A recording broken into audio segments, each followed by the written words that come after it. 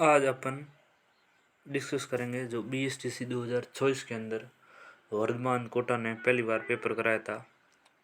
तो उसमें से जो साइकोलॉजी मनोविज्ञान के क्वेश्चन थे वो किस टाइप के थे, शिक्षण अभिक्षमताएं और अभिवर्ती के प्रश्न किस टाइप के थे, तो उसके बारे में आज देखेंगे।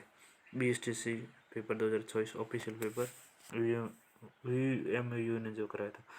अनुभव पर आधारित व्यवहार में अपेक्षाकृत स्थायी परिवर्तन को कहा जाता है। इसमें क्या बोल रहा, अनुभव पर आधारित व्यवहार में अपेक्षाकृत स्थायी परिवर्तन कहा जाता है। तो अधिगम क्या बोला जाता है, अधिगम। महात्मा गांधी ने कौन सी शिक्षा पद्धति को प्रस्तावित किया है, तो बुनियादी शिक्षा पद्धति को महात्मा गांधी ने प्रस्तावित किया है। अधिगम के बारे में कौन सा कथन सही नहीं है, अधिगम के बारे में सही नहीं है वो बताना है। तो अधिगम बारे में ये सही नहीं, अधिगम ये परिपक्वता होता है, ठीक है। बाकी सब कथन है जो सही है। अधिगम एक सतत प्रक्रिया है, अधिगम उद्देश्यपूर्ण है, अधिगम परिवर्तन है, ठीक है। नेक्स्ट क्वेश्चन है, निम्नलिखित में से कौन सा सतत और व्यापक मूल्यांकन प्रणाली continue and comprehensive evaluation system मूल्यांकन के सम्मिलित नहीं है, ठीक है। सतत एवं व्यापक मूल्यांकन प्रणाली के जो संबंधित नहीं हो, सतत एवं व्यापक मूल्यांकन भावनात्मक कार्य क्षेत्र होता है, मनोशारीरिक कार्य क्षेत्र होता है, संज्ञात्मक कार्य क्षेत्र होता है, परिवार कोई कार्य क्षेत्र नहीं होता, तो ये गलत हो जाएगा। संप्रेषण कौन सा संप्रेषण में बाधक है, मतलब कम्युनिकेशन कौन सा बाधक है, ये देखो। सांस्कृतिक समानता नहीं है, स्पष्टता नहीं है, संक्षिप्तता नहीं है, ये अधिक, ये बाधक है, अधिक दूषितता।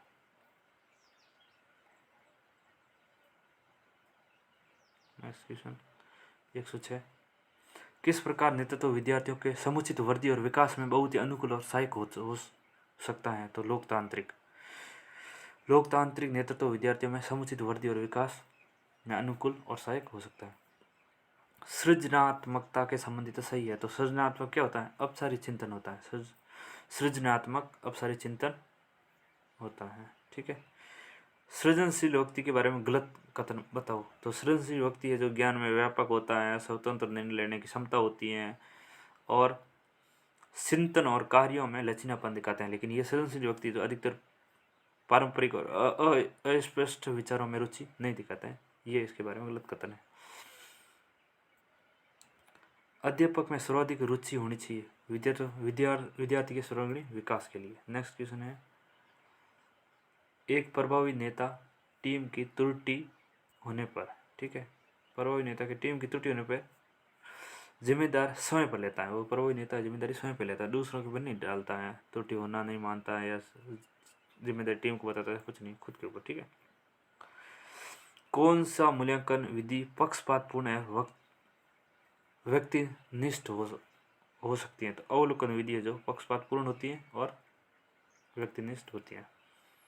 विद्यार्थियों में सहयोग की भावना बढ़ाने के लिए कौन सा सबसे प्रभावशाली होगा, तो समूह खेलों में आयोजन, समूह खेलों में आयोजन। एक विद्यार्थी देर से आता है तो अध्यापक को चाहिए क्लास पूर्ण होने के बाद कारण चाहिए उसको, किस कारण से लेट आए, ठीक है। नवीन, मौलिक और उपयुक्त विचारों या कार्यों को उत्पन्न करने की योग्यता सृजनात्मकता से है। एक नेता होना चाहिए, गतिशील होना चाहिए, ठीक है। WHO द्वारा मूल जीवन कौशल में किसे शामिल नहीं किया गया, ठीक है। WHO द्वारा मूल जीवन कौशल में शामिल नहीं किया गया, वो बताना। तो गणितीय कौशल शामिल किया गया। आत्म जागरूकता, समस्या समाधान कौशल, अंत व्यक्तित्व संबंध कौशल, ठीक है। टॉरेंस के अनुसार सृजनात्मकता के आयाम है, टॉरेंस के अनुसार सृजनात्मकता के आयाम होते हैं मौलिकता, लचीलापन, धाराप्रवाहिता। सृजनात्मकता को विद्यार्थी में प्रोत्साहित करता है। सृजनात्मकता क्या करता है, मस्ती, उद्वीलन।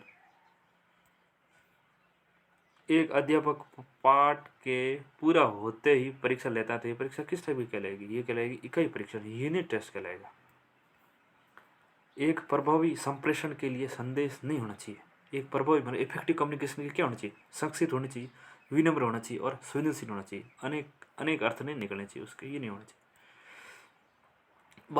बालिका शिक्षा को महत्ता देने का प्रमुख क्या कारण है, तो सामाजिक बदलाव में महिलाओं की महत्वपूर्ण भूमिका, तभी बालिग शिक्षा अपने सक्सेसफुल हो जाएगी।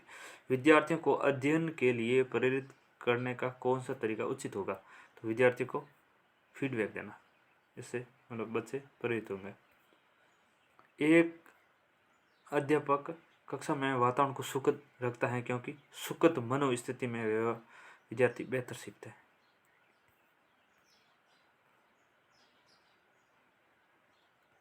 निम्नलिखित में से कौन सा रणनीति सीखने के लिए अभिप्रेरणा की सहायता करती है?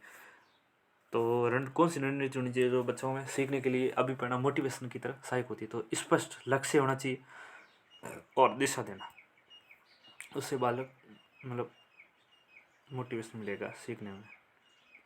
नई गतिविधि और उत्पादक कार्यों में संलग्नता के लिए पहल को प्रोत्साहित करने के लिए एक अध्यापक विद्यार्थियों को स्वतंत्रता या जिम्मेदारी दिखाने का मौका देना चाहिए। स्वतंत्रता और जिम्मेदारी दिखाने का, ठीक है। कक्षा का माहौल नहीं होना चाहिए, कक्षा माहौल धमकी भरा नहीं होना चाहिए, ठीक है। बाकी भरोसेमंद होना चाहिए, ध्यान रखने वाला, सम्मानपूर्ण होना चाहिए। प्रशंसा का उपयोग करते समय एक अध्यापक कौन सी गलती कर सकता है?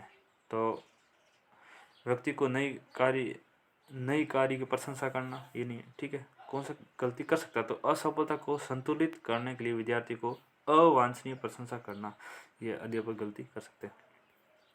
रिपोर्ट कार्ड तैयार करने में क्या उचित नहीं है? ठीक है, तो रिपोर्ट कार्ड स्वयं व्याख्यात्मक होना चाहिए। रिपोर्ट में विद्यालय द्वारा तय किए गए सभी मापदंड होने चाहिए। रिपोर्ट तैयार करते समय भाषा स्पष्ट होनी चाहिए। रिपोर्ट में नकारात्मक टिप्पणियाँ होनी चाहिए, ये उचित नहीं है। अध्यापक की कार्य क्षमता को बढ़ाया जा सकता है उचित कार्यों में सराहना करके। ग्रीष्म अवकाश में व्यावसायिक संवर्धन कार्यक्रम आयोजित किया जाता है, तो इस स्थिति में आप कोशिश करेंगे कि परिवार को समय भी दें और व्यावसायिक संवर्धन कार्यक्रम में भाग ले सकें। एक अध्यापक के रूप में आप अपने संप्रेषण को प्रभावी बनाने के लिए क्या करेंगे? तो विद्यार्थियों को अधिगम स्तर को जानेंगे, विद्यार्थियों के अधिगम स्तर को जानेंगे। एक अध्यापक के रूप में आप प्राथमिकता देंगे बच्चों में आलोचनात्मक और वैज्ञानिक चिंतन के विकास को, ठीक है। ये साइकोलॉजी के क्वेश्चन है जो BSTC 2024 पेपर जो वर्तमान कोटा ने पहली बार कराया था उसका पेपर है, पूछे गए। यदि आपको सामान्य छात्रों के साथ साथ एक दिव्यांग छात्रों को पढ़ाने का अवसर मिले तो आप उसे कक्षा में किस प्रकार का शिक्षण देना चाहेंगे? तो दिव्यांग छात्र मतलब सामान्य छात्र होते हैं, उसके साथ दिव्यांग छात्र मिल जाए तो उसके लिए आगे की पंक्ति में सीट की व्यवस्था करेंगे और सुविधाजनक गति से अध्यापन का प्रयास करेंगे। किस विधि में विद्यार्थी सही मूल्यांकन संभव है? तो सतत मूल्यांकन से ही विद्यार्थी का सही मूल्यांकन संभव है। कुछ छात्र जानबूझकर शरारत करके कक्षा में अनुशासन को भंग करने का प्रयास कर रहे हैं, तो आप शिक्षक के रूप में क्या भूमिका निभाएंगे? तो उन्हें आत्मनिरीक्षण का अवसर देंगे और उन्हें व्यवहार में सुधार करेंगे।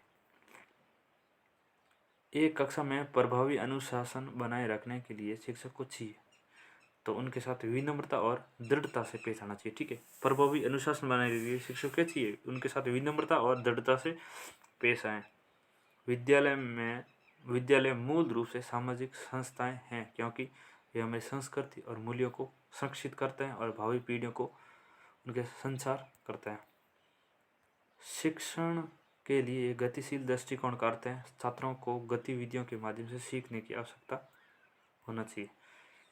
एक शिक्षक सफल हो सकता है यदि वो क्या करे? तो विषय वस्तु को सुव्यवस्थित ढंग से प्रस्तुत करे, तभी वो शिक्षक है जो सफल हो सकता है।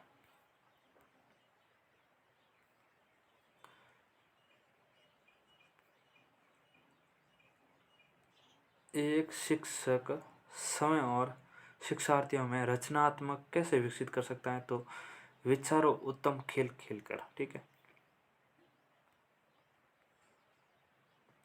छात्रों में शैक्षिक प्रदर्शन में सुधार किया जा सकता है यदि माता पिता को प्रोत्साहित किया जाए तो वे अपने बच्चों के काम का परीक्षण करेंगे। इसमें देखो, नेक्स्ट में लिखित सामग्री का एक अच्छा मूल्यांकन निम्न में से किस पर आधारित होना चाहिए। लिखित सामग्री का अच्छा मूल्यांकन तो भाषाई और तार्किक अभिव्यक्ति पर होना चाहिए। निम्नलिखित में कौन सी एक अच्छी उपलब्धि परीक्षण की विशेषता है। तो उपलब्धि परीक्षण कैसा होना चाहिए, विश्वसनीयता होनी चाहिए, वैधता होनी चाहिए, निष्पक्षता होनी चाहिए। विद्यालय में पाठ्य सहगामी क्रियाओं का सर्वाधिक महत्वपूर्ण उद्देश्य है बच्चों का सर्वगुण विकास। यदि कोई छात्र नियमित रूप से गृह कार्य नहीं करके ला रहा है तो इस स्थिति में आप क्या करेंगे, कारण जानने का प्रयास करेंगे। नेक्स्ट क्वेश्चन, एक शिक्षक की सबसे महत्वपूर्ण चुनौती क्या है। तो शिक्षण अधिगम प्रक्रिया को मनोरंजन बनाने, ये शिक्षक की एक सबसे महत्वपूर्ण चुनौती है। शिक्षण विधि के चयन में ध्यान रखना चाहिए। शिक्षण विधि के चयन में क्या ध्यान रखना चाहिए, विषय वस्तु की प्रकृति पर। ये देखो डिसलेक्सिया संबंधित है। डिसलेक्सिया किससे संबंधित है, पढ़ने के विकार से। कुशल नेतृत्व की सफलता का रहस्य है। कुशल नेतृत्व मतलब बहुत अच्छा नेतृत्व, उसकी सफलता क्या रहस्य है, समूह में आपसे विश्वास। जो ग्रुप होता है उसमें आपसे क्या होना चाहिए, बिलीव, विश्वास।